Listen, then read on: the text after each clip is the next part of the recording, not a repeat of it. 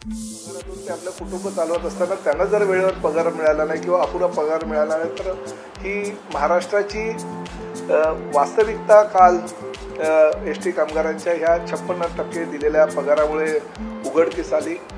त्यानंतर ताबडतोब मी राज्याचे उपमुख्यमंत्री एकनाथ शिंदे साहेबांशी आणि सर्व संबंधित लोकांशी बोललो आणि एकनाथ शिंदे साहेबांनी वित्त खात्याच्या प्रधान सचिवांशी चर्चा करून हा पगार मंगळवारपर्यंत देण्याचं त्यांनी कबूल केले। परंतु शेवटी हा ह्या महिन्याचा निर्णय झालेला आहे। सातत्याने जर असे प्रश्न निर्माण होतील तर तेही योग्य नाही। त्यामुळे ह्या बाबतीतला निर्णय लवकरात लवकर होणं गरजेचं आहे की पगार जसा शासकीय कर्मचाऱ्यांना वेळेवर दिला जातो तशाच पद्धतीने एस.टी. कर्मचाऱ्यांना सुद्धा वेळेवर पगार दिला पाहिजे आणि ती वित्त खात्याची जबाबदारी आहे।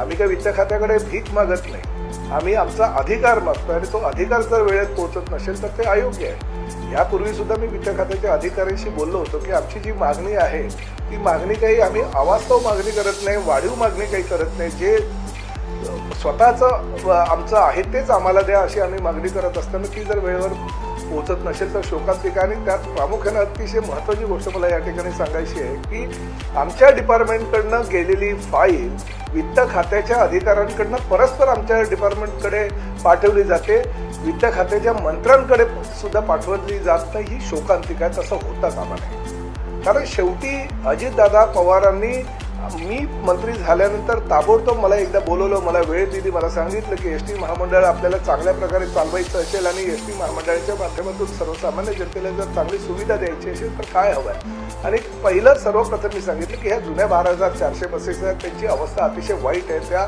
सगळ्या कोलॅप्स झालेल्या आहेत, कधी त्या स्क्रॅप कराव्या लागतील। अशा वेळेस आपल्याला नवीन बसेस घेणं गरजेचं आहे, तेही फक्त 2-5 हजार घेऊन चालणार नाही, आपल्याला तब्बल 25,000 बसेस ह्या 5 वर्षे घ्यावे लागणार आहेत। आणि त्यानुसार त्यांनी ती माझी मागणी मान्य केली। दर वर्षाला 5,000 याप्रमाणे 5 वर्षामध्ये 5-5 हजार बसेस अशा पद्धतीनं त्यांनी 25,000 बसेस आम्हाला देण्याचं मान्य केलं आणि त्या पद्धतीनं त्यांनी बजेटमध्ये सुद्धा सुधारणा करण्याचे आदेश संबंधित वित्त विभागाला दिले आणि त्यामुळे आम्ही तयारी करतोय। पुढल्या वर्षापासून आम्ही तयारी किती आमच्या AC बसेस लागतील, किती नॉन AC बसेस लागतील आणि किंवा 200 बसेस तर आम्ही ओलवत सुद्धा घेण्याचं ठरवलं, जेणेकरून चांगल्या प्रकारचे कर्नाटक पॅटर्नचे स्लीपर कोच सुद्धा आम्ही सर्वसामान्य जनतेला जे लॉंग रूटचे लोक आहेत त्यांना देण्याचा प्रयत्न करतोय। आणि असं असताना आमचे जे एस.टीचे कर्मचारी आहेत त्यांना मात्र पगार वेळेवर मिळाला पाहिजे।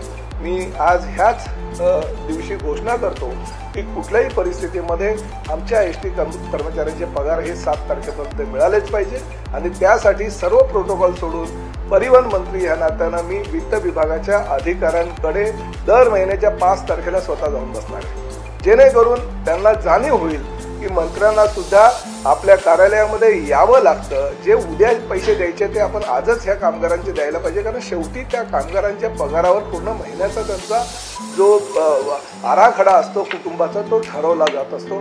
त्यामुळे आजच दुपारी 2 ते 3च्या दरम्यान मी मंत्रालयामध्ये वित्त खात्याच्या अधिकाऱ्यांकडे जाणार आहे, त्यांच्याशी चर्चा करणार आहे आणि त्यांना 5 तारखेपर्यंत पगार आमच्या डिपार्टमेंटकडे पोहोचला पाहिजे। यापूर्वी काही चुका होत होत्या त्यासुद्धा मी एस.टी. चे आमचे सर्व संबंधित अधिकारी आहेत त्यांना स्पष्टपणे सांगितलं। आप देख रहे हैं मुंबईकर इंडिया टीवी न्यूज, सच के साथ हमेशा, खबर नहीं असर वही।